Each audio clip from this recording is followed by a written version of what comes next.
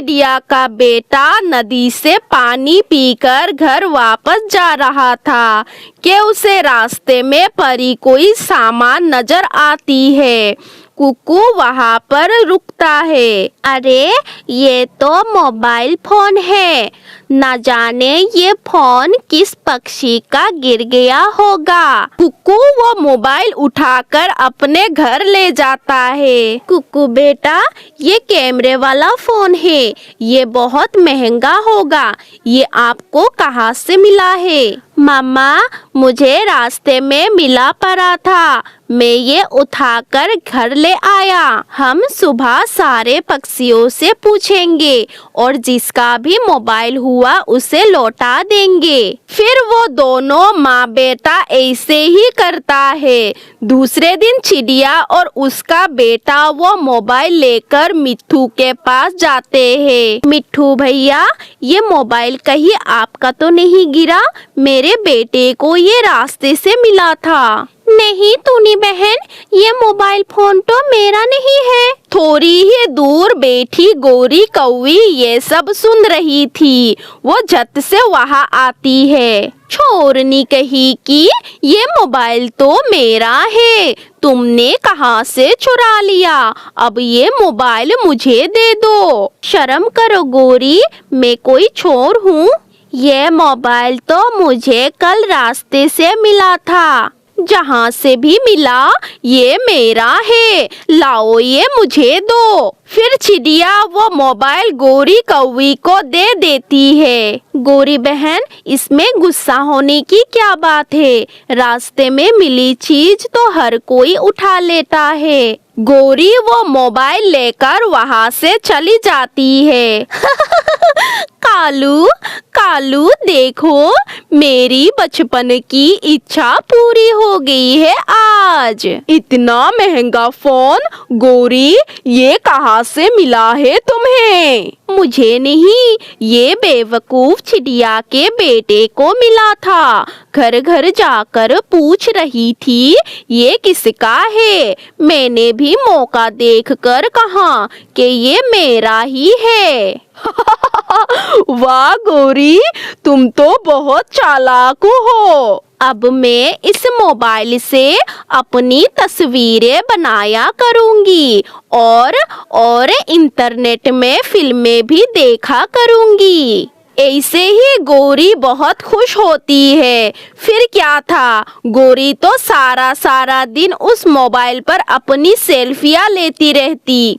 वो नदी पर जाती, वो झरने पर जाती, वो सबको बताती। ओए मोटे गंदी आंखों वाले कबूतर, देखो तो मेरा मोबाइल कितना अच्छा है, मेरा पति ने लेकर दिया है मुझे। तुमने कभी अपनी पत्नी को कुछ लेकर दिया है?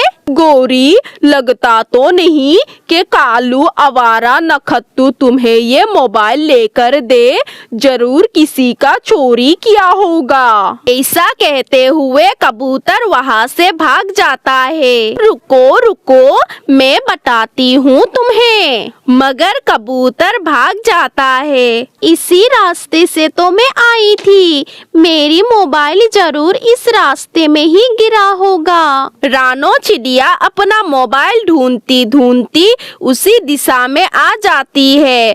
कबूतर को बैठा हुआ देखकर रानो चिड़िया कबूतर के पास जाती है। कबूतर, कबूतर, इस रास्ते पर कुछ दिन पहले मेरा एक कीमती कैमरे वाला फोन गिर गया था, तुमने देखा तो नहीं कहीं मेरा मोबाइल फोन? तो अब समझ में आई बात, गोरी ने मोबाइल कहाँ से लिया है।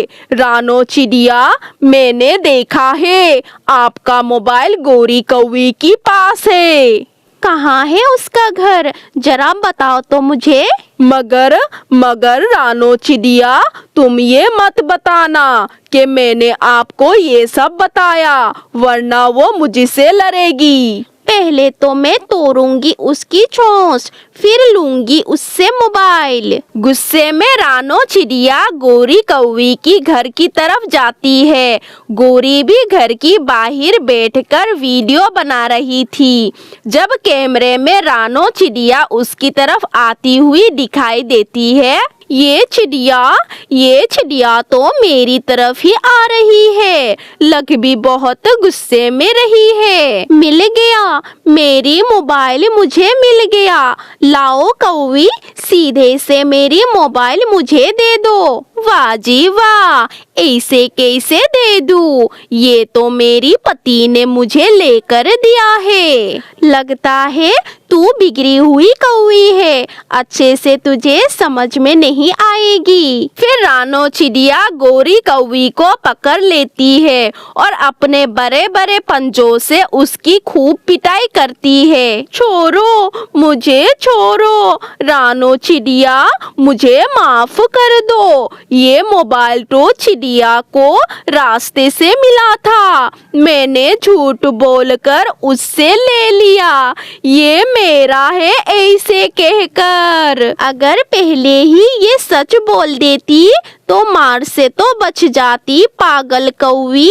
फिर रानो चिड़िया गोरी कौवी से मोबाइल लेकर चली जाती है। शाम को जब कालू कौवा घर आता है तो गोरी कौवी रोते हुए देखकर गोरी से पूछता है, गोरी क्या हुआ है, तुम क्यों रो रही हो? कालू जी, मार भी खाई और मोबाइल भी गया, और वो मोबाइल तो जालिम रानो चिड़िया का गिरा था। वो ले गई अपना मोबाइल और मेरी बचपन की इच्छा फिर से अधूरी रह गई।